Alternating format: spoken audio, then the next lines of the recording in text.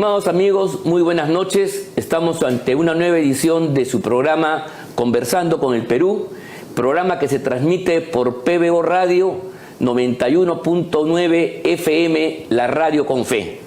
Le recordamos también que este es un programa que se retransmite por las redes de la Coordinadora Republicana y el portal La Abeja. En esta oportunidad contamos, como siempre, con la presencia de Luciano Reboredo, con quien vamos a comentar los acontecimientos acaecidos en esta semana especialmente urticante y llena de contenido para el análisis político correspondiente. Buenas noches, Luciano, ¿cómo estás? ¿Cómo te encuentras? Tu saludo para nuestro público que nos está escuchando por esta radio. Ángel, ¿qué tal? Buenas noches. Un saludo a todos los que nos escuchan. Como tú dices, una semana llena de sorpresas y cada vez más complicada la escena política peruana. Sí, pues, bueno, sin duda, el tema que ha cogido la semana es el tema de la presentación, la interposición por parte de la fiscal de la Nación de esta famosa denuncia constitucional contra Pedro Castillo por 3 delitos en concreto: el delito de organización criminal, el delito de colusión y el delito de tráfico de influencias, ¿no? Y es un documento que tiene aproximadamente 374 páginas, está lleno de elementos de juicio y es un documento muy importante para el análisis y por supuesto va a tener consecuencias claras. Mira, el hecho es tan significativo, Luciano, que el tema de las elecciones habidas el domingo pasado, ¿no?, ha quedado prácticamente en nada, ya como si hubiera pasado hace un año, sí, ¿no? Cuando inclusive estábamos recién recibiendo los resultados de la OMPE, que se demora siempre un poco, y por lo tanto nosotros queríamos tener, por ejemplo, medir el pulso del país en estas elecciones y cuáles son las corrientes que están expresadas, sobre todo a nivel nacional, en la elección regional, en el interior del país. No se ha podido hacer porque, repito, los primeros días de esta semana tenemos este asunto de la denuncia constitucional y hemos entrado indudablemente a una coyuntura nueva, ¿no? Claro, ha tapado todo esto, ¿no? Es una noticia de esas que silencian cualquier otra. Sí, pues, entonces no podemos dejar de tocar el tema. Y yo quería decir lo siguiente: primero, una característica de la coyuntura. Esta es una coyuntura en la cual la política, que sin duda es el factor que está en la base de todo este proceso nacional, ha sido absolutamente desplazado por los temas jurídicos, judiciales, fiscales, y los protagonistas son la fiscal de la Nación, los señores fiscales, los jueces, los policías. Como que la política no ha podido desarrollar los mecanismos propios de la política, los mecanismos institucionales, políticos que están en la Constitución, para resolver esta crisis que viene ya desde que Pedro Castillo asumió la presidencia de la República. Y entonces, ante la impotencia de la política, se abre la posibilidad de lo jurídico. Y entonces digo yo, si esto es así, antes de entrar a un juicio de valor al respecto, la solución de este problema tiene que darse con las reglas, con los procedimientos, con los mecanismos, las instituciones, los tiempos propios del quehacer jurídico judicial, ¿no? O sea, no podría ser de otro modo, porque mientras la política es el campo de la inventiva, el campo de la creación, de lo espontáneo, de las jugadas que a veces sorprenden, todo lo contrario es el campo jurídico. El campo jurídico es el campo de lo predecible, de lo normal, de lo preestablecido. Uno de los grandes valores del proceso jurídico es la predictibilidad. O sea que si 2 y 2 deben ser 4, ¿no? En política eso no sucede. La aritmética no es propia de la política, sino el álgebra, decían algunos, exactamente. ¿no? Entonces, eso es. Entonces, esta es una denuncia contra y esta es mi primera afirmación, contra lo que algunos creen que se va a resolver en las próximas 2 o 3 semanas. Tiene necesariamente que someterse primero a un procedimiento, que es el procedimiento de acusación constitucional que está contemplado en los artículos 99 y 100 de la Carta Política, el cual tiene plazos, tiene articulaciones, respeta el debido proceso, las audiencias, las intervenciones de los abogados, las pruebas, los descargos. Tiene etapas, ¿no? Y cada etapa implica votos. Los testigos. Testimonios. Claro, no va a tener, por supuesto, toda la frondosidad del proceso propiamente penal de la investigación fiscal, pero sí tiene algunos elementos probatorios claves para tomar una decisión. Entonces, primero, el trámite va a someterse a un procedimiento. Y en segundo lugar, otra vez, independientemente del quórum, la decisión final va a depender del factor numérico, de los votos. Ahora, el común de la gente está viendo esto con cierta esperanza y piensa que va a ser algo rápido, cosa que tú estás aclarando que no es así. Lo quiero decir por delante porque no es así. Lo siento mucho. Y no puede ser rápido porque hay un procedimiento establecido por el reglamento y por la ley que hay que seguir. Ahora otra cosa, tú estás explicando... Pero una cosa, la vía rápida justamente era la vía institucional de la vacancia. O sea, la incapacidad moral. Mira, yo creo que luego de todo lo que conocemos, los elementos para configurar la incapacidad moral están mucho más claros que en los casos de Kuczynski cuando se presentó esta vacancia por incapacidad moral, y que incluso del propio Vizcarra. Claro que sí. Ahí eran unos testigos de un expediente. Aquí tenemos incluso la propia declaración de la hipótesis fiscal que dice que el presidente ni más ni menos es jefe de banda. Claro, el tema está en que no se puede confiar en la mayoría del Congreso para una decisión de esa naturaleza, a pesar que según ha trascendido están corriendo las firmas para una tercera vacancia, que sería un desastre que otra vez fracase, ¿no? Sí, pues esa es la fórmula que debería hacerse, esa es la fórmula política, es una fórmula rápida. La vacancia es un procedimiento sumario, es un juicio político, pero sumario. Claro. Se admite con 20% de los congresistas, 40%, se presenta con 20%, se admite con 40% y con 2/3 se vota y punto. Claro, eso sería el camino correcto con todas las evidencias que se han presentado. Pero tú has mencionado, Ángel, que yo me estaba refiriendo al público, a la opinión pública en general, que no conoce el tema jurídico y el reglamento del Congreso. Y tú has dicho algo también que yo creo que conviene aclarar. No, tú has expresado que esto se está moviendo en el terreno jurídico y no político, pero... O sea, estamos jugando en la cancha de un estadio de fútbol, no estamos jugando básquetbol. No sé si me explico. Voy a decirlo deportivamente para que los amigos nos escuchen. O sea, hemos escogido o no, nos han derivado, si ustedes prefieren, cualquier hipótesis vale, escogido o derivado, y entonces nos van a hacer jugar fútbol. Entonces, ese es el espacio jurídico, judicial, procesal, establecido por nuestras normas. Estamos abandonando por impotencia, incapacidad, cobardía, llámenlo como ustedes quieran, o corrupción, el problema político. Claro. No estamos jugando en el terreno político y estamos jugando, nos hemos cambiado de cancha para jugar no básquetbol, sino fútbol. Ahora, algunos se preguntan por qué, si es un tema jurídico, judicial o como se le quiera llamar, se juega en el Congreso. Y ahí está el tema, que si no pasa por el Congreso, claro, el Poder Judicial, la Fiscalía no pueden funcionar. Muy buena pregunta, porque la juridicidad, en el caso de un grupo de personas muy pequeños, un grupo será pues 60, 80 personas, no pasan de 100 personas. Claro. En el Perú, a diferencia de usted y mí, de ti, Luciano, que si mañana cometemos un acto irregular, contrario al derecho, nos denuncian, la Fiscalía interviene y finalmente nos investigan y nos procesan, nos enjuician, como se decía antes, ¿correcto? Todo depende del fiscal, del juez, ¿correcto? Bien, en el caso de este grupo de no más de 100 personas, ¿no?, encabezados por el presidente de la República, terminando por el Contralor General, pasando por los congresistas, pasando por...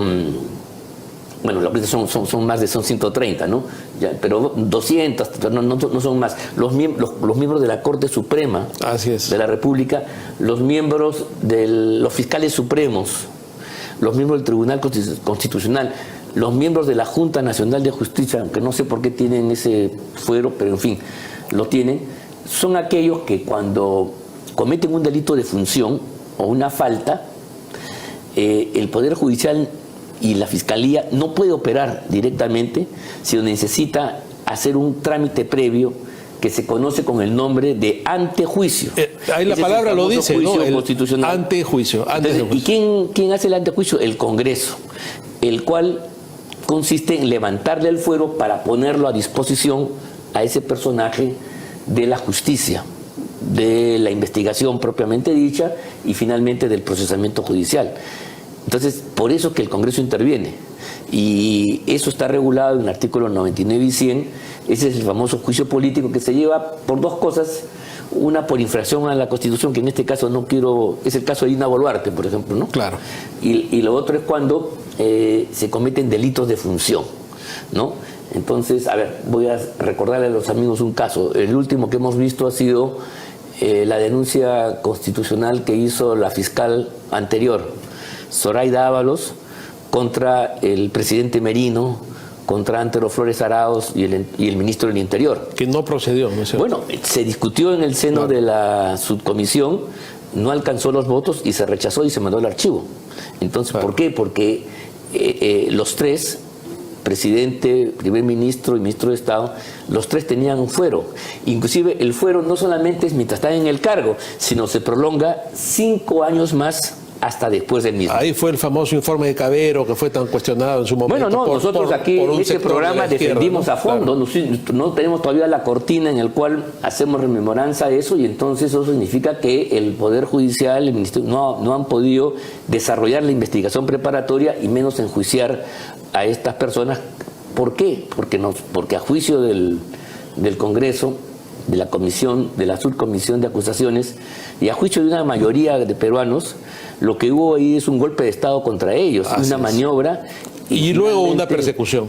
Y finalmente ellos no tienen responsabilidad penal pues en las muertes de estos dos personajes, muertes lamentables, pero que no fue ordenada por ellos, ni mucho menos. Entonces te das cuenta, era una prepotencia de Lagarto Vizcarra y de Sagasti en ese momento para perseguir a los opositores, cosa que finalmente no sé. Entonces, ese es te das cuenta, esa es la importancia del proceso de levantamiento de fuero del antejuicio, que en ese caso sirvió para bien, y en otros casos puede que no, pero esa es la naturaleza, impedir que las acciones judiciales se conviertan en formas de persecución política contra estos personajes que por la importancia que tienen están sujetos a una presión política y otro tipo que no tenemos ni tú ni yo ni los ciudadanos que nos están escuchando en este momento. Claro, a eso iba mi pregunta. Yo quería que expliques eso porque mucha gente dice, ¿y por qué no actúa la Fiscalía de frente? ¿Por qué si es un tema judicial pasa por el Congreso? Y esos son los vericuetos que a veces tiene que seguir el trabajo judicial. Ahora, esto es en todas partes del mundo. Ahora, una cosa más, no crean que es capricho de la actual Constitución. Es una norma que está en la tradición histórica del Perú. No, y es lo correcto, ¿no? Y segundo, está en todo el mundo democrático. Claro. En todo el mundo democrático. O sea, no crean que esto es una cosa del Perú y de la última constitución de Fujimori. No, o sea, no es así. Esta es una tradición propia del constitucionalismo y que tiene que ver con un tema de fondo, que es la separación de poderes. Para que funcionen los poderes separados, los personajes que lo ocupan tienen que estar premunidos de corazas, de escudos, de armas, para no ser violentados en los conflictos. Por eso que el Congreso tiene que tener inmunidad, protección, para poder hacer su labor de denuncia.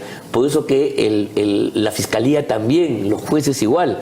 Si los jueces estuvieran sometidos, por ejemplo, cuando abren un proceso y les quieran hacer una denuncia contra ellos y se abre otro proceso al mismo tiempo, se acabó pues la administración de justicia. Cuando tú quieres denunciar tu programa tienes que ir al Congreso a levantarse el fuero, no puedes hacerlo directamente. Y se explica, no sé si los amigos que nos están escuchando ahora entienden, hay razones de fondo, razones políticas y prácticas para que esta gente que está gobernando el país en los distintos estamentos, ¿no?, tenga esta protección especial. Quitarle a todos el fuero o quitarle solamente al Parlamento como quería el Lagarto Vizcarra es simplemente debilitar a un órgano del Estado como el Congreso y matar la función de fiscalización. Entonces no tenemos que le quiten a todos, pues, pero si le quitan a todos, el presidente estaría pues lleno de... Sería ingobernable el país, ¿no? Tendría pues miles de denuncias de todo tipo y entonces tendría que ir a responder a cada una de ellas. Se pasaría la vida, se pasaría su periodo resolviendo. Entonces por eso es que no es así, por eso es que en Inglaterra, donde el rey no es procesable, el principio que the king cannot Ron, el rey no se equivoca, es una presunción, o sea, el rey se puede equivocar todo lo que tú quieras, pero la clave de bóveda para que funcione el sistema es que el rey no se equivoca, pues, claro, porque eso le da un punto de apoyo para que funcione el resto del sistema. En fin, lo jurídico funciona con un conjunto de ficciones que son pues fundamentales, sin las cuales no podríamos convivir simplemente. No, sí, eso es bien importante, porque si no va generando un desánimo en la gente que ve que esta cosa no avanza. Tienen que comprender que hay un procedimiento a seguir y que se está iniciando este procedimiento. Ahora, el procedimiento pasa por la subcomisión de acusaciones constitucionales, donde va a tomar un tiempo, de ahí pasa a la permanente, donde toma otro tiempo, y de ahí va al pleno, donde hay que votar. Uno de los temas, Ángel, sobre el cual también sería bueno comentar, es que en la subcomisión de acusaciones constitucionales hay un conflicto en este momento por la presencia de los llamados niños, ¿no? Sí, claro. Y claro, y la presidenta... Los niños no tienen que ver con este caso en un sentido, porque los niños también tienen una denuncia constitucional. También tienen una denuncia, sí, en la cual no podrían participar. Pero también le han hecho denuncia, no sé a quién más, pues creo que a Patricia Juárez. A Chirinos. A Patricia Chirinos, sí. Entonces eso ya es parte del juego parlamentario. Sí, yo creo que, en fin, eso es un tema fundamental, pero hay otro asunto que no hay que olvidar, que es más importante. La denuncia constitucional presentada por la fiscal es contra 3 personajes. Hemos hablado solamente de Castillo. Los otros 2 son los exministros Silva así es. Y Alvarado. ¿Correcto? Heiner Alvarado. Heiner Alvarado, sí. ¿Correcto? Muy bien. En el caso de los 2 ministros, el trámite debe seguir, debe admitirse y finalmente votarse, primero en la permanente, después en el pleno y punto. En el caso del presidente de la República, que es el jefe de Estado, ahí hay una dificultad adicional a todo lo que yo estoy diciendo, y es el bendito artículo 117. Yo le diría a los amigos que lo están escuchando por este medio, por PBO Radio, que a través de su celular ubiquen el artículo 117 y lo lean. Y ahí más o menos van a leer lo siguiente: el presidente de la República puede ser acusado constitucionalmente solo. Solo, esa palabra es un problema. Y ese adverbio solo es la madre de todas estas batallas, la madre del cordero. ¿Qué cosa significa solo? Exclusivamente, únicamente por. Ahora, si viene alguien que me dice que solo significa también, además, por añadidura, entonces aquí ya dejamos de conversar en el idioma y nos volvemos locos. Eso está clarísimo. ¿Te das cuenta? Entonces, ese es el gran problema que existe. El presidente solo puede ser procesado o acusado constitucionalmente para ser pasado a juicio por estas 4 causas. Por eso es que la denuncia constitucional que hicimos con Lourdes Flores, que tú recuerdas, con Altuve, con Alfredo Viñolo, con Hugo Guerra, Tudela, con Pancho Tudela, ¿no? Fue admitida. No, es una denuncia constitucional exactamente igual que la que presenta la doctora Benavides, del punto de vista de la forma. Claro, son 2 denuncias, pero es el mismo proceso, ¿no? Digamos, se admitió. Está dentro de uno de los 4. Se admitió porque está dentro de los 4 y porque además inclusive hubo un debate si teníamos legitimidad o no como ciudadanos, porque el reglamento del Congreso dice que pueden presentar la fiscal de la Nación, los congresistas, el contralor y los ciudadanos afectados. Bueno, pero eso se resolvió cuando dos congresistas hicieron suya la denuncia y él siguió. Entonces, esa denuncia está en trámite, está en la fase ya está por acabar la investigación. Solamente les digo, paréntesis, que se presentó el 1 de febrero de este año. Vean ustedes cuándo estamos y todavía está todavía un poquito lejos que termine. Si eso lo aplicamos a esta nueva denuncia constitucional, saquen ustedes, amigos, su cuenta. Otro tema a tener en cuenta. ¿Te das cuenta? Bueno, pero yo estaba hablando de otra cosa. Del 117. Sí, entonces ese es el gran problema. ¿Cómo hacer para pasar? Ahora, yo he leído el texto de la fiscal. Y la fiscal dice que el Congreso debe tener en cuenta lo que dice...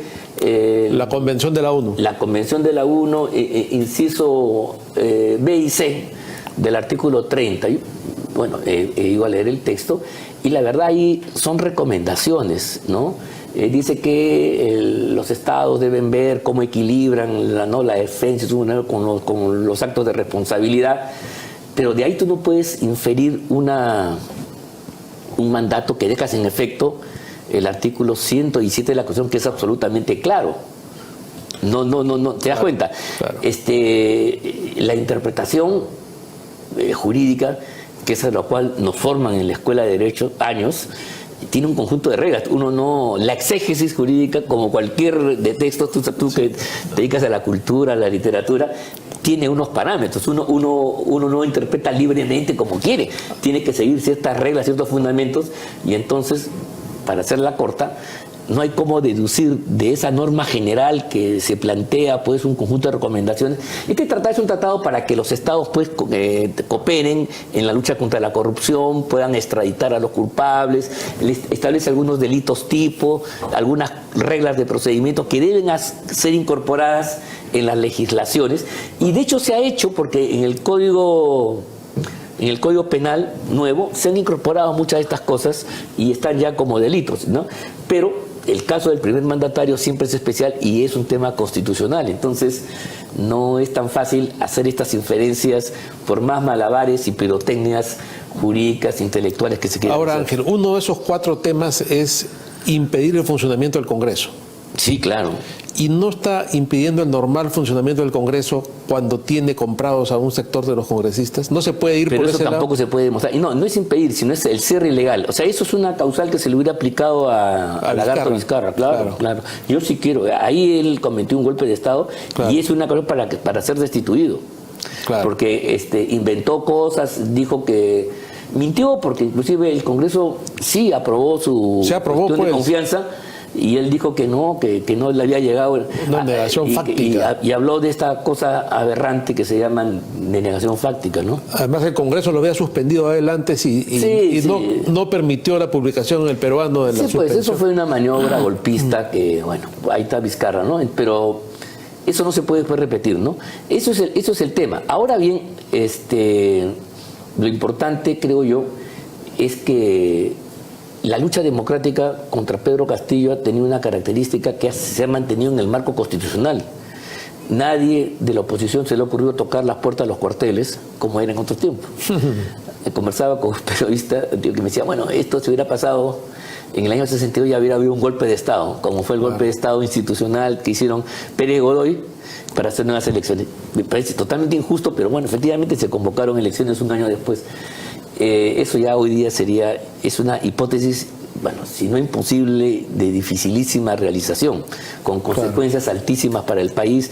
Todo el sistema interamericano te condenaría en pleno y sería una cosa grave. Y las marchas que hemos hecho tampoco, a diferencia de las marchas provocadas por los ultras radicales, comunistas y toda la variante de elementos antisistema, al estilo Chile quemando iglesias, no, tampoco ha habido o destruyendo bienes públicos como en Colombia, no se han producido. Entonces, yo creo que si nos hemos metido en el cauce jurídico, tenemos que seguir las reglas del cauce jurídico. O sea, si nos hemos metido a jugar fútbol, no podemos insistir en jugar básquetbol, para decirlo de modo claro y a través de esta metáfora del ejemplo, ¿no? No, sí, en realidad ese ejemplo es muy bueno, ¿no? Porque toda la batalla contra Castillo ha sido dentro del cauce democrático y constitucional. Ahora, ¿qué cosa podría pasar si el Congreso mañana, en un exceso de entusiasmo por la presión de un sector de la opinión, llega a la conclusión de que sí, le da trámite?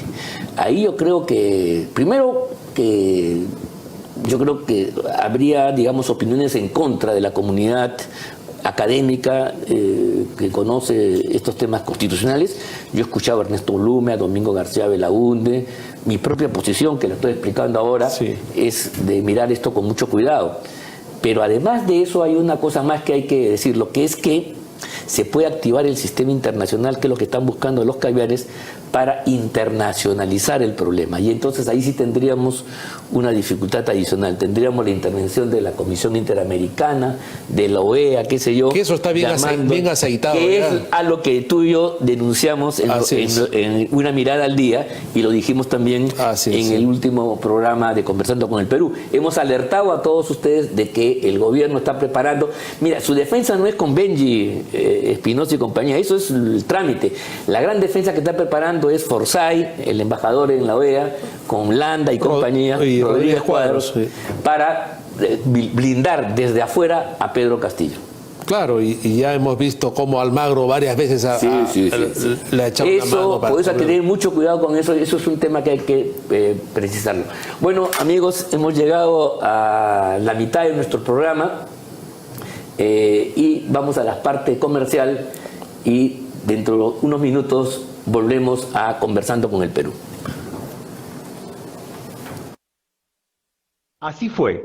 La Subcomisión de Acusaciones Constitucionales del Congreso puso fin a la más nefasta patraña contra el régimen democrático constitucional, porque aprovechando el deceso de 2 jóvenes, sin una investigación en serio, se confeccionó un relato tendencioso para inculpar a 3 autoridades que asumieron el gobierno luego de sancionarse la inmoral conducta del coimero Martín Vizcarra por un vasto consenso parlamentario. Con la denuncia archivada, se disipa el discurso panfletario construido por la cúpula estatal y la gran prensa obsecuente para esconder los crímenes de Vizcarra e imputar golpismo a una transferencia constitucional del poder. Entre el llanto de extremistas y caviares, se ha desechado esa pseudo-memoria colectiva destinada a generar un sentido común antirrepublicano, capaz de erosionar las bases mismas de la democracia peruana. Se hizo justicia. La Coordinadora Republicana es un espacio público de la sociedad civil que agrupa ciudadanos que, con independencia de sus particulares posiciones políticas o ideológicas, defienden y promueven los valores republicanos, los principios democráticos y la vigencia del Estado constitucional de derecho, rechazando cualquier intento de desconocerlos, reducirlos o desvirtuarlos. La Coordinadora Republicana se opone a las políticas que, primero, pretenden sustituir las instituciones y el procedimiento democrático por la presión de las turbas callejeras. Segundo, propician y alientan la nefasta práctica de judicializar y criminalizar la actividad política. Tercero, promueven un pensamiento único y totalitario, contrario a nuestra tradición, valores familiares y libertad de conciencia. La Coordinadora Republicana defiende los valores del Perú.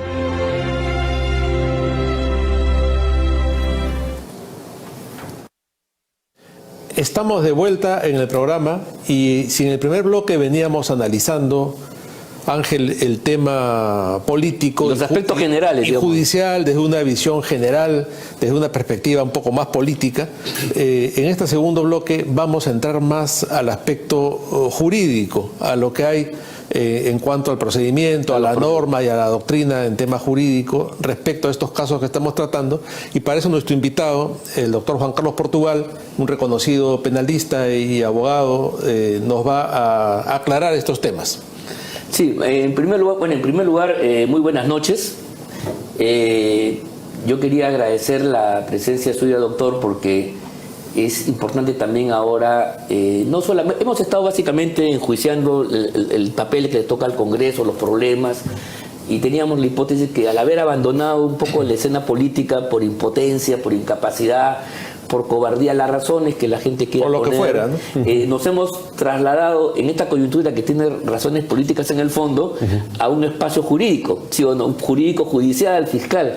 Entonces digo yo, si nos hemos cambiado de jugar baloncesto, básquetbol, para jugar fútbol, tenemos que jugar con las reglas propias del proceso jurídico, que tiene sus tiempos, que sus características, sus reglas, que no son pues las del espacio político, que es mucho más móvil y espontáneo, si queremos ser coherentes con lo que estamos haciendo. Y entonces es válido enjuiciar no solamente lo que le toca al Congreso, sino también qué opinión de un punto de vista técnico se tiene de las investigaciones fiscales en general. Yo sé que hoy día la señora fiscal no tiene una enorme popularidad, ¿no? Pero creo que más allá de eso es importante, y creo que también tiene un mérito, yo creo que es importante que haya ayudado por lo menos a consolidar un conjunto de cosas que estaban ahí sueltas, que por supuesto son cosas indiciarias que tienen que luego que investigarse. O sea, nadie puede creer, esto lo digo con toda claridad, que lo dicho por ella ya es definitivo. No es ni de lejos una sentencia, y eso es el inicio para una investigación de verdad. Lo que cuando yo estudié en la universidad se llamaba el periodo de instrucción, con el Código de Procedimientos Penales anteriores. Entonces, y lo que esto era el atestado policial, ¿no? Que lo llevaba a cabo la policía y se lo ponía en manos de un juez que se llamaba juez instructor, y el juez abría la causa, ¿no? Y se llevaba un periodo de investigación. En ese entonces la investigación se llevaba en sede judicial, y después ya pasaba a la sala para el juicio oral propiamente dicho. Con la modificación, con el nuevo código, corríjame doctor, ahora la investigación la lleva la Fiscalía, el Ministerio Público, y la investigación de verdad tiene un nombre: investigación preparatoria. Así es. Porque si revisamos, amigos, el Código Procesal Penal, la fase preliminar ni siquiera tiene nombre de investigación, el título de diligencias preliminares.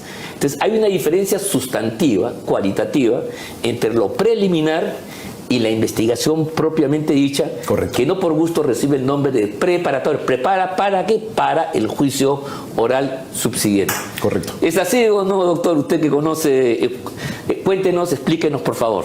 Bueno, muchas gracias a ambos por la invitación y buenas noches al público que nos oye. En efecto, la estructura del proceso penal, por supuesto que ha cambiado.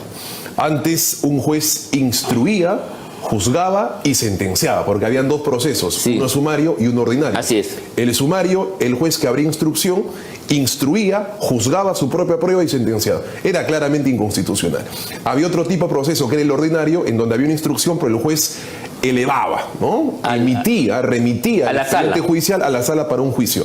Hoy, felizmente, con el Código Procesal del año 2004, esto ya se ha estructurado dentro de un programa penal de cara a la Constitución, en donde hay roles definidos entre órgano persecutor, el fiscal a cargo de la investigación preparatoria, y el órgano decisor, para que el suelo esté parejo en igualdad de condiciones. Una de las fases, de las tres fases, investigación preparatoria, etapa intermedia y juicio, es esa, la primera a la que usted correctamente alude. Y esta primera fase de investigación preparatoria es importante que la opinión pública empiece a definir y a esclarecer los conceptos. Tiene una subdivisión: investigación preparatoria in toto, un primer momento, diligencias preliminares, y un segundo momento, la investigación formalizada. La diligencia preliminar, propiamente dicha, ¿no? Propiamente dicha. No. Para pasar a la investigación formalizada se requiere una disposición de formalización y continuación. Pero ¿cuál es la característica especialmente relevante de las diligencias preliminares? La naturaleza de sus actos de investigación. Estos tienen que ser urgentes e inaplazables, no de impostergable ejecución, porque tiempo que pasa, verdad que huye. Permíteme graficarlo en la probática penal sexual. Una víctima presunta de un acto de abuso sexual ha sido violada. ¿No es así? Y hay signos espermatológicos en las zonas íntimas. Lo que tiene que hacer el médico legista es inmediatamente convocar a un biólogo forense para efectivamente cautelar la evidencia espermatológica. Si tiene signos de violencia, un certificado médico legal para determinar las lesiones traumáticas recientes en determinadas zonas. ¿No es verdad? Si ha sido violada en estado de inconsciencia, el examen de alcoholemia para ver, a partir de un cálculo retrospectivo, cuánto es a la hora de toma de muestra versus retroactivamente cuánto fue la última ingesta que tomó, para determinar si estuvo en coma etílico, en ebriedad absoluta, entre otros factores de la ley de alcoholemia. Esos son actos inmediatos, porque si se supera 72 horas, una semana, 2 semanas, un mes, la evidencia se sustrae. Sí. Por eso es que, por ejemplo, en la probática de delitos contra la administración pública, ha hecho bien que a partir de la información de dos, veremos si son colaboradores eficaces o son colaboradores ineficaces por el nivel de información que esa sostenga, se han allanado con fines de incautación celulares, laptops, computadoras de los denominados niños y además del gabinete en la sombra. Porque la idea es evitar que ésta se sustraiga. Se tiren celulares a la playa, se tiren celulares al water, se sustraiga celulares, porque se ha dicho que sea en ambas vías se han camuflado. Entonces, estos actos de investigación usualmente preceden a una detención judicial preventiva. Lo importante, y esto sí es una mirada dirigida al fiscal, es que luego de los 10 días de tortura psicológica, la información evolucione.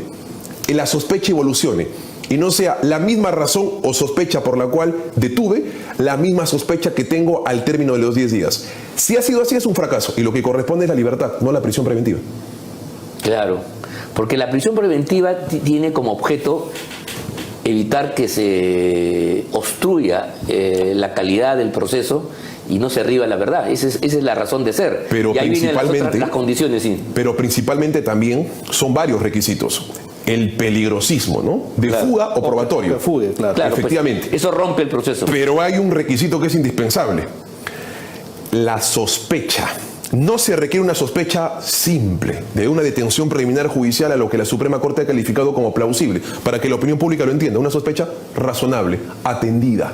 Se requiere una evolución en la sospecha, a tal punto de que se tenga casi el mismo nivel de sospecha para una condena en un eventual juicio oral, porque está sacrificando libertades. Claro. Y como nuestro legislador relajó los plazos de prisión preventiva, porque la idea era que menos tiempo de prisiones preventivas, nuestro legislador utilizó la fórmula de los 36 meses para privar seres humanos. 3 años es demasiado. 3 años es absolutamente inconstitucional, ilegal e inconvencional. Tanto mayor razón para medir el nivel de información, sobre todo si es que las prisiones preventivas se van a construir sobre aspirantes, porque no hay que desinformar. Hoy nadie es colaborador eficaz, son aspirantes. La colaboración eficaz pasa por un periodo de aspiración, un proceso de ratificación, Decreto Supremo 007-2017 JUS, fases del procedimiento de colaboración. Uno no se hace colaborador en el primer tiempo del partido, se hace colaborador en el tiempo suplementario del partido. Fase de aspiración, fase de corroboración, preacuerdos, no me acuses, no pidas prisión, dame comparecencia, beneficios premiales, y ese preacuerdo se somete al juez. ¿Hay ese acuerdo? Esa es la sentencia de colaboración. Hoy no hay colaboradores, por eso es que la información a veces es media sesgada. Sí, pues. Hay que tener muchísimo cuidado con el concepto, porque los medios, más que informar, desinforman. Hay aspirantes, no hay colaboradores. Bueno, pero se dice que hay 5 o 6 colaboradores comúnmente. ¿Esto no es así entonces? Es la primera vez. Te voy a dar una respuesta como ciudadano y como abogado. Sí, yo quisiera que sea bien claro, porque por supuesto. La opinión pública está muy confundida. Sí. No sabe qué pasa. Hablamos en el primer bloque, por qué si esto es algo judicial se ve en el Congreso. Hemos tratado de explicarlo políticamente, por qué, el antejuicio y todo este asunto. Correcto. Pero ahora todo el mundo dice, hay 4 colaboradores, hay 5 colaboradores, esto ya está volteado. Y no es así tampoco. Estratégica pregunta. A ver, como ciudadano y como abogado, yo en particular desearía que el gobierno de Castillo no exista más. Como ciudadano. Sí. Pero ante la pasión del ciudadano, debo imponer la razón como abogado. Bien. Más aún cuando hemos decidido jugar este partido en la cancha de lo jurídico procesal. Y me alegra de la neutralidad, Sí, en la pues, cancha de la neutralidad. Entonces juguemos pues con esas reglas. Juguemos con esas reglas. No podemos jugar básquetbol con las reglas del fútbol y viceversa. Y qué bueno que 2 árbitros me pongan las reglas de la objetividad. Sí. Poco visto en la televisión nacional. Entonces, muchos colaboradores, ¿qué supone? Que no hay caso, pues.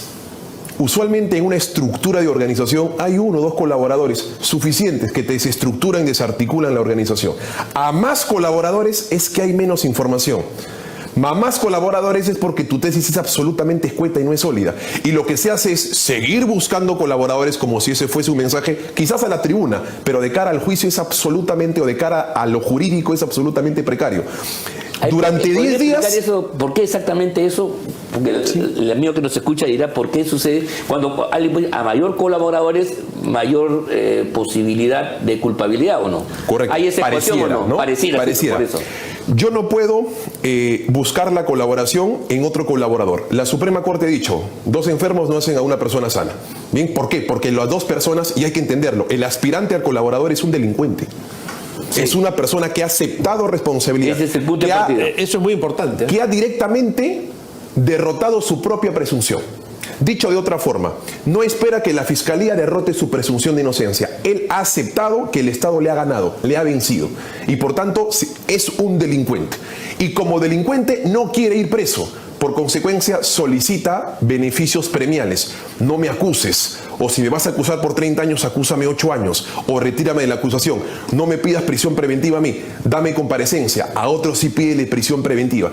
Entonces, ¿qué trato de decir? Que como son delincuentes, la información puede ser sesgada porque están directamente interesados. Y a veces, como no tienen información, dicen lo que los oídos del fiscal desea escuchar para salir de una prisión preventiva. Oye, si no hablas respecto de tal, vas a estar 36 meses de prisión preventiva. Bien, no vas a ir a un establecimiento penitenciario, con todo respeto, va a ser un depósito de seres humanos al que se califica como establecimiento penitenciario. ¿Sabes qué? Mejor habla. Ya en el momento, en el proceso corroboras. Pero al momento de la corroboración, tienes sacrificadas a varias personas sin que realmente le hayan dado una corroboración firme en un estándar de sospecha importante a ese colaborador. Dime qué tanta información exclusiva y excluyente tienes, porque es una información que el fiscal ya lo sabe, no necesitas del colaborador. Bien. Dime qué tanta información poderosa tienes y te diré el tipo de beneficio. Me parece que se han beneficiado los aspirantes a colaborador con información precaria. Sí, tiene que tener una información que de ninguna manera haya acceso a ella si no es por él. Lo grafico con un ejemplo. Estoy investigando a una persona que ha causado un atropello con su vehículo. Antes de que venga la persona y me diga, lo atropellé, me acojo a la confesión sincera, la Municipalidad de San Isidro me envía las cámaras, en donde pruebo de forma ajena e independiente lo que el investigado acaba de aceptar.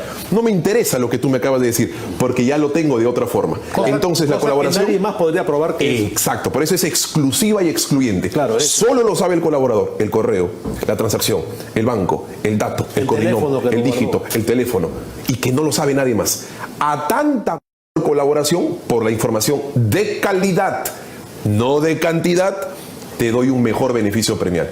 Y me parece que han beneficiado premialmente a aspirantes a colaboración con información paupérrima. Mira, se ha pervertido el sistema. No, pero además yo creo hay antecedentes. Mira, en la lucha contra el terrorismo también había mecanismos de delación premiada, esas otras cosas. Y luego el propio Fujimori, mira, ni más ni menos que él fue el que impulsó esta cosa, tuvo que llamar al padre Lancier para crear una comisión de indultos. Así es. Y resarcir cientos, sino miles de víctimas que habían sido acusadas de modo irresponsable. Así es. Gran labor del padre Lancier, y al cual no se le puede decir la comisión Lancier. Ningún tipo de vínculo con el terrorismo. Y fue el propio gobierno de Fujimori que puso esas reglas en una época muy complicada de terror, de violencia, el que de esta manera quiso reparar lo que a todas luces ya era un espectáculo deprimente de injusticia manifiesta. Entonces puede pasar que la gente que se acoge a la colaboración delata, lo haga para salvar su pellejo y deja colgado a otra persona como sucedió en esa oportunidad, ¿no? Es absolutamente correcto. Por eso es que mientras más, en respuesta a esa estratégica pregunta que se me formuló, ¿por qué tengo más colaboradores? Porque no tengo cómo corroborar. Entonces, como está todo desarticulado, busco de donde encuentro.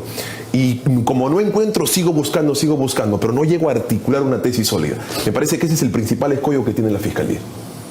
Bueno, entonces, eso es un asunto importante. Mira, yo he visto, por ejemplo, lo siguiente. El colaborador número 0006 declara que fulano es tal cosa. Esa declaración no ha sido enfrentada con la persona que es imputada, ¿sí o no? Porque uno se ha enterado porque ha leído en el periódico el texto de la imputación. Yo no sabía que estaba diciendo tal cosa de mí. Sí. Entonces, ¿cómo lo pueden dar por cierto? Por lo menos, oiga, ¿usted es verdad que estuvo en tal lugar? No, yo estuve en otro sitio y aquí está mi pasaporte que estuve de viaje o estuve enfermo. Entonces, mucho cuidado. Yo no sé quienes han tenido oportunidad de leer el largo documento de la acusación fiscal, hay muchas afirmaciones de colaboradores que aparecen con un nombre, pero me pregunto si eso ha sido corroborado en el sentido de haberle preguntado a la persona a la cual ellos están delatando. ¿Es verdad o no es verdad? ¿Ese es el mínimo nivel de corroboración que se requiere para estas cosas o no? Permíteme graficarlo con una analogía periodística. A ver. Bien, el periodismo de cara a una probática penal tiene dos exigencias: la identificación de las fuentes y la corroboración y confiabilidad de las fuentes. No en un extremo de veracidad absoluta, porque si no relajas la opinión pública y relajas la expresión. El colaborador es exactamente lo mismo. ¿Cuál es la fuente primaria? Mi reportero me dijo que estaba a las 3 de la mañana ebrio. ¿Cuál es la fuente secundaria? Averiguar si estuvo ebrio, dónde entró, con quiénes estaba. El proceso de corroboración le otorga confiabilidad al procedimiento de aspiración a colaboración eficaz, que no es lo que se da. Y sobre todo, porque, por ejemplo, en el caso de las detenciones preventivas judiciales de 10 días, usted es el fiscal, yo soy el juez y yo resuelvo sobre lo que usted me dice, como si fuese mesa de partes y eco de lo que el fiscal desea. Con tanto mayor razón, en audiencias en donde no hay debate, yo resuelvo en despacho privado. Yo resuelvo intramuros, en mi propio despacho, con lo que usted me da. Claramente, si es que yo veo un impacto en la corroboración, voy a dar la detención preliminar judicial. Con mayor razón para que el juez, en audiencias en donde no hay resoluciones, en donde no hay confrontación, no hay debate, tenga que hacer abogado, yo como juez, del investigado. Eso es lo que usted denomina como la fiabilidad de la información. Entonces, es necesariamente importante construir esa información, pero a partir de un proceso de corroboración sincera, exacta y fidedigna, porque si no vamos a tener situaciones como estas en las que hay colaboradores en camino y en ruta sin un norte definido. Ya, claro. Bueno, esto es importante conocerlo, porque nosotros también tenemos que exigirle a los órganos de la Fiscalía que actúen con la mayor responsabilidad que el cargo les exige. O sea, si ellos ingresan a un terreno donde efectivamente se está generando una situación política compleja y difícil, es necesario que nosotros le pidamos también a ellos la rigurosidad que le exigimos al Congreso a la hora de hacer su tarea y, por supuesto, a la gente del Poder Ejecutivo. Correcto. En las tareas que le corresponden. Fíjese. O sea, estamos jugando de esta manera para darles a ustedes, amigos que nos están escuchando, una visión panorámica lo más fidedigna que se pueda frente a la realidad, al margen de las responsabilidades que ya tendrán que ser investigadas y vistas en el proceso propiamente dicho. Cuando el juez hace de fiscal, solo Dios yace a la defensa. El juez, como decía Montesquieu, debe ser el ciudadano de una república más impopular, porque no puede responder una decisión judicial a ánforas electorales, al aplausómetro social, como muchos de nuestros jueces, que se han hecho populares. A mí estuve hace unas 2 semanas atrás en un Congreso Nacional de Trujillo y fue un juez aplaudido por la opinión pública. No saben el mal que le hacen a ese juez aplaudiéndolo, porque deja de ser juez y se convierte en un ciudadano con facha. Solo un pequeño dato respecto de las corroboraciones. Un ejemplo en la historia. Quien habla asumió junto a la defensa del presidente Benny Espinosa una defensa conjunta a la defensa de Miguel Facundo Chinguel en el juicio contra Alan García. Era este caso en donde se le imputaba que Miguel Facundo Chinguel, como presidente de la Comisión de Gracias Presidenciales, cobraba a los internos sentenciados por narcotráfico una determinada cantidad para reducir la conmutación de la pena. ¿No es verdad? Por la misma razón de que se le privó casi 27 meses a Miguel Facundo Chinguel con prisión preventiva. ¿Cuál fue la misma razón? El aspirante colaborador eficaz. Por la misma razón del aspirante al colaborador eficaz, en juicio por el propio colaborador eficaz, porque ya tenía sentencia, se le absolvió del 90% de la acusación. ¿Cuál es el mensaje ahí? No hubo un proceso de corroboración. Me dieron prisión preventiva por versión del colaborador. Y cuando el colaborador fue a juicio, logramos la absolución. Por obra y gracia del colaborador, porque tenía contradicciones. Y recién en juicio se advirtió que no había pasado por un buen proceso de corroboración. Al punto que de las 29 conmutaciones por el colaborador, casi un 90% de estas fueron absueltas. Mira, y una cosa, eso es lo que está pasando más o menos con el caso de Keiko Fujimori. Hasta ahora el fiscal Pérez, aplaudido por todos, no ha terminado de articular una acusación fiscal como corresponde, y en este caso la sala, el tribunal le ha rechazado a la hora de querer ver la consistencia de la acusación, ¿no? Varias veces. Y eso es histórico, ¿eh? Es histórico. Entonces, es terrible, pues, ¿no? Todo el famoso juicio que termine en eso es una cosa deplorable. Y sobre todo cuando debería estuvo hacer 3 veces pensar presa. A la gente, ¿ah? Y sobre todo cuando estuvo 3 veces presa, ¿no? Y 3 veces en ese presa, caso. Claro, claro. O sea, una investigación de casi 6 años. Pueden calificarme que esta opinión no sea objetiva porque yo asumo la defensa de la secretaria de Keiko Fujimori, doña Carmela Paucará, y además de la propia abogada, quien injustamente, en mi perspectiva, junto a varios abogados, se les ha acusado por obstrucción a la justicia. Pero casi 6 años de investigación para que el juez le diga, no te entiendo.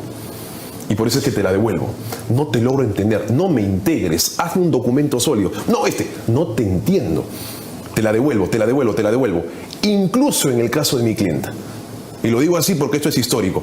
Porque usualmente el retiro de la acusación se da o a nivel fiscal, sobreseyendo, o en juicio. José Domingo Pérez ha retirado el delito de obstrucción a la justicia en el caso de mi clienta. 5 años después supo que no había delito.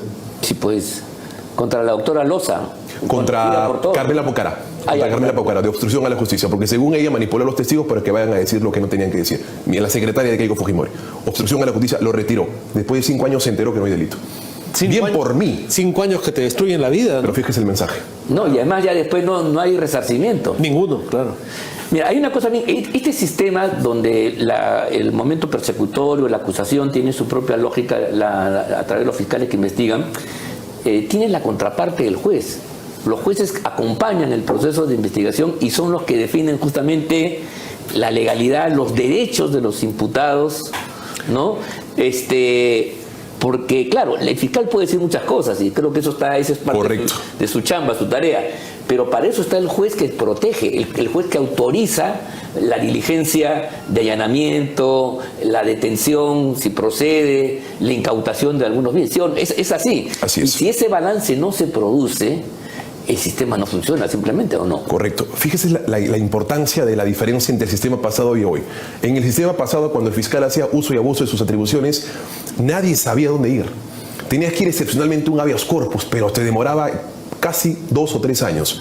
Hoy, el Código Procesal Penal ha creado al papá, al juez, para que resuelva el problema entre los hijos, entre los hermanos o entre los vecinos. Bien, se ha creado un juez llamado juez de investigación preparatoria para que resuelva incidentes como el impedimento, la prisión preventiva, la intervención en las comunicaciones, entre otras. Dice la academia que es más que un juez penal, es un juez constitucional. Claro. Es un juez convencional que permite que entre el abuso y el abuso... Es un juez que cautela el proceso. Exacto. Me interviene en la comunicación sin autorización judicial producto de un chuponeo. Tutela de derechos, exclusión de prueba. Me investigan más del tiempo permitido, control de plazo, yo resuelvo. Es un juez que resuelve las pretensiones, porque como usted lo señala, el fiscal y la defensa son órganos pretensionales, el juez o postuladores, el juez es un órgano definidor. Por eso es que me parece importante que haya un coto a determinados abusos. A mí me parece, y mi impresión es que la situación de la primera dama es bastante caótica. Bien, pero eso no me impide decir que la resolución que el juez le rechazó el impedimento de salida a ella y a todos a quienes se les pidió es correcta, porque había una estructura, un requerimiento de impedimento de salida estructuralmente mal planteado. No solo contra ella, porque la prensa ha salido, rechazo contra ella, es contra todos los que pidió. Entonces el mensaje es culpa del juez? ¿O es quien pidió estructuralmente lo hizo mal? Y yo no tengo que ser amigo del juez, ya lo dije. Cuando el juez haga del fiscal solo Dios de la defensa, cautelo mi decisión, cautelo el abuso a través del derecho. Ahora, hay un tema, hemos entrado en una especie de guerra judicial, ¿no? Porque por un lado, la Fiscalía hace esta denuncia ante el Congreso, pero por otro lado, del lado del Ejecutivo, empiezan a salir por todos lados denuncias y acusaciones, ¿no? Y tenemos el caso de la ministra de Justicia, que en su función de congresista denuncia a la fiscal, y luego el caso de Noblecilla y Atencio, que siendo funcionarios en el Congreso de la República también denuncian a la fiscal, y a su vez la fiscal les abre investigación por patrocinio ilegal, ¿no? Porque siendo asesores de un congresista no podrían hacer esto. Correcto. Esto va a seguir creciendo. ¿En qué estamos entrando? A mí me parece que quien tiene que cautelar la institución y la mesura es el Ministerio Público. Porque los abogados defienden libertades. Hasta pueden haber algún tipo de exabruptos por parte de la defensa en ese propósito de defensa. Pero el fiscal deja de ser objetivo hasta que acusa. No puede dejar de ser objetivo en la investigación. Cuando he investigado, he agotado todo el plazo, estoy en condiciones de decir, yo creo que sí eres un delincuente. Yo tengo una convicción de tal cosa. Eso, te llevo a acusación, etapa intermedia, defiendo mi acusación y me voy a juicio. Nada. Pero no puedes perder objetividad y jugar a las reglas de un juego de ajedrez, convertirte en peón cuando eres una reina. Bueno, se nos ha agotado el tiempo, realmente muy interesante la conversación, para dar elementos de juicio y entender una coyuntura sumamente compleja, como empezamos en este programa, con mucha pedagogía, porque también yo creo que nuestros programas tienen que cumplir ese rol. Creo que ha sido realmente, felicitamos la presencia aquí del doctor Portugal al respecto, nos ha dado luces.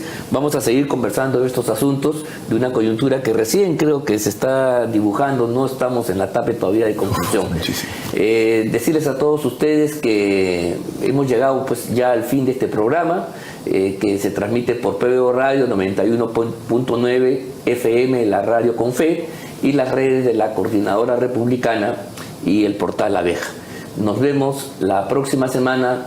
Muy buenas noches.